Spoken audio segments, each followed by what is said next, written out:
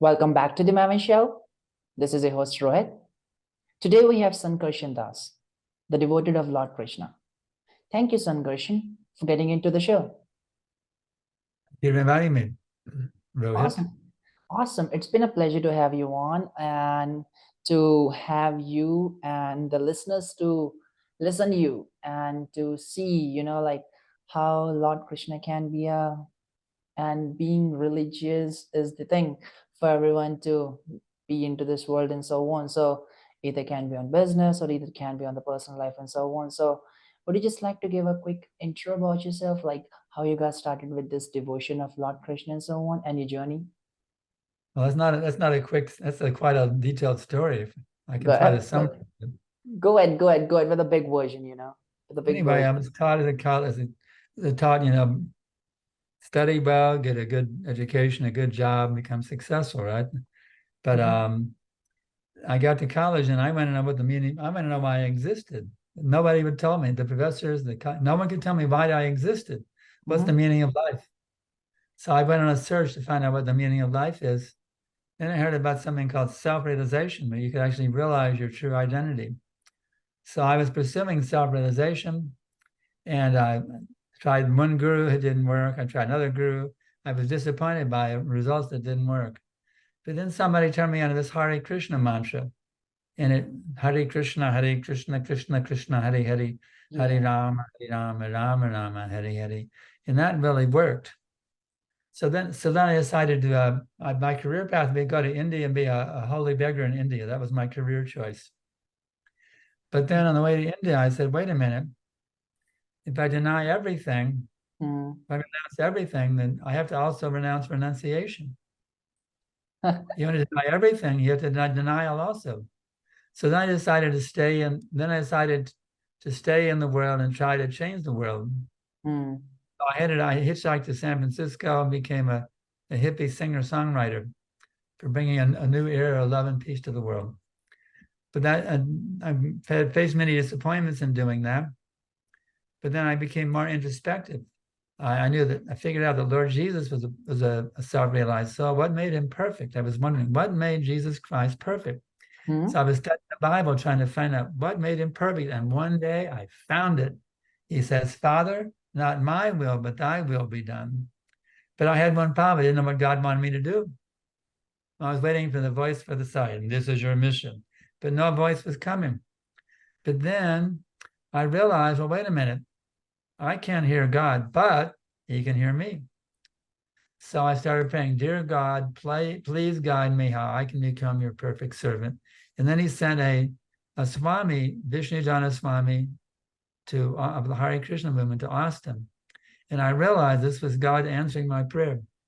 And he taught me how to become Krishna conscious, and I tried it and it really works. So I've been doing it now for over half a century. That's awesome.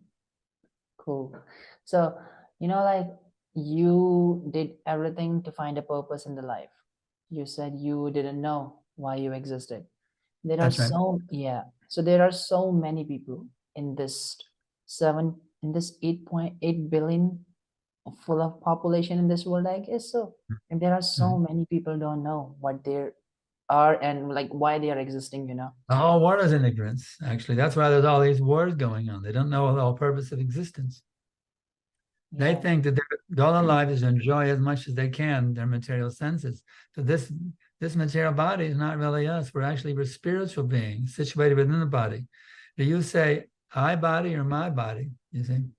We always say I body. I mean, we always say my body. My means something different from me that I possess.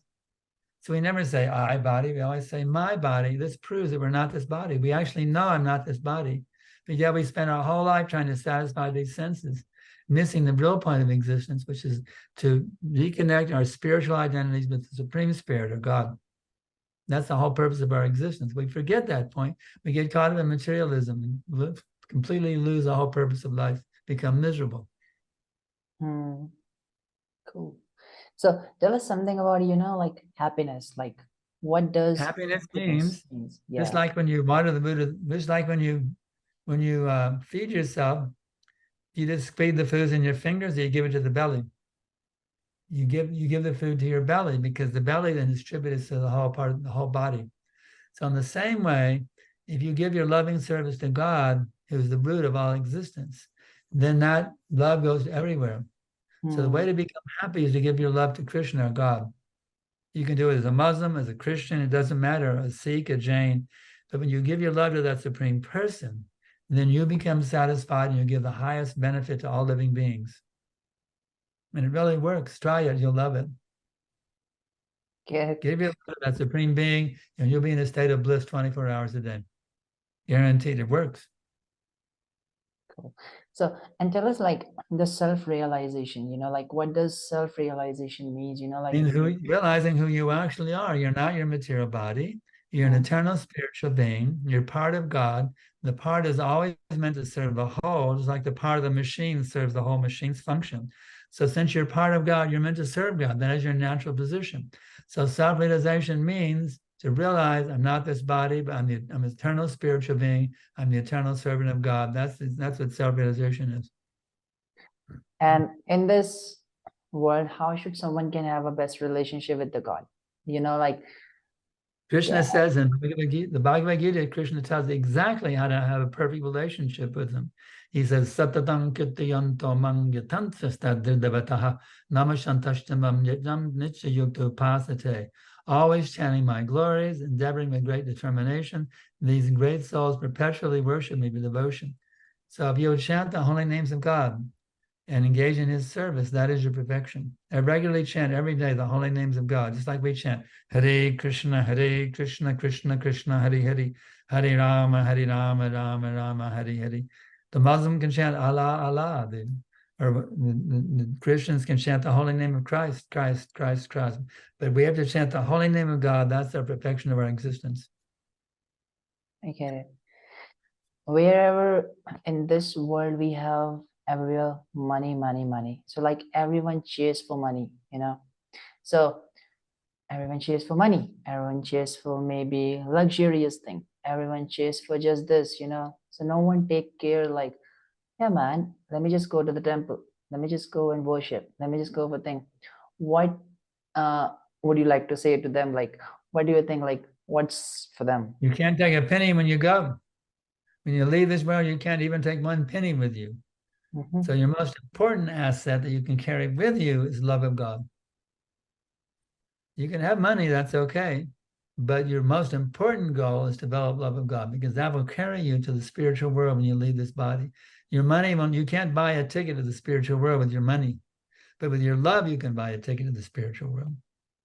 So love of God is more important than even millions and billions and trillions of dollars. More important. You can be a pauper living on the street, but if you have the love of God, you're more wealthy than a super multi-millionaire. Okay. So tell us like what is actual real self? You used to real say like self, yeah. The actual self, according to the Vedic science, which tells everything precisely, the actual self is a spiritual spark, an infinitesimal spiritual spark, 1/10,000 the tip of the hair. That's the actual dimensions of the spirit self. That's seated right here within the heart. And at the time of death, it goes away, you see. But that's the actual self, that spiritual spark. And when one goes back to the spiritual world, that spiritual spark expands the spiritual form to have spiritual activities with the Supreme Lord and his devotees. So tell us the best teachings of Bhagavad Gita. Even I have read the Bhagavad Gita myself. 2 years, 3 years back, I guess, not full, somehow. A little adhyay, you can say.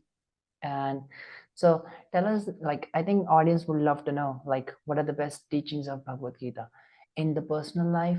Every verse is the best teaching. Oh, yeah. Yeah, that's it. The essential teaching is given in chapter 18. Sarvadhamman yaja mamekang shadidang vraja ahang tvang sarvapapebhyo mokshishami ma shuchaha. Give up all varieties of duties and simply surrender unto me.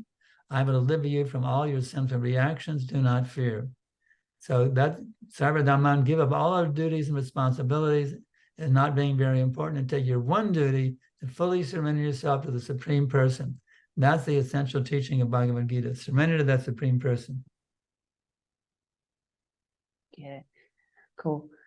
And any best advice do you have for anyone? Anyone who is young, or anyone who is maybe struggling, maybe hustling, maybe making a lot of money, or maybe making not any money, about the religion, about being devoted to God for just few minutes every single time in a day, what advice do you have for them? Anyone? The actual, just like when you have an electrical appliance, you plug it in, right? Mm-hmm. It's not plugged in, it doesn't work, right? How long do you keep it plugged in? 24 hours a day, isn't it? Yeah. It's like we have a refrigerator here. It's plugged in 24 hours a day to the powerhouse. Yeah. So if you want to actually get the proper utilization of your human form, you got to stay plugged into God 24 hours a day. Not just for a few Internally. minutes, plugged Internally. in 24 hours a day by engaging every thought, word, and deed in his loving service. Whether you're working your job or going on a walk, you have to always connect yourself with that supreme person, Krishna or God. Awesome. Otherwise, like a refrigerator unplugged, all the produce will go bad. It's unplugged. You got to keep it plugged in. Got to stay plugged into that supreme person by devotion, by thinking, have thoughts of devotion, words of devotion, and acts of devotion. I get it. Cool. Amazing. Well, thank you so much for getting into the show and sharing these bunch of insights regarding the devotion, being devoted to God, and how can someone being more religious to their God and so on. So, yeah, thank you so much for getting in. Rohit Arora, thank you very much. Hare Krishna. Thank you.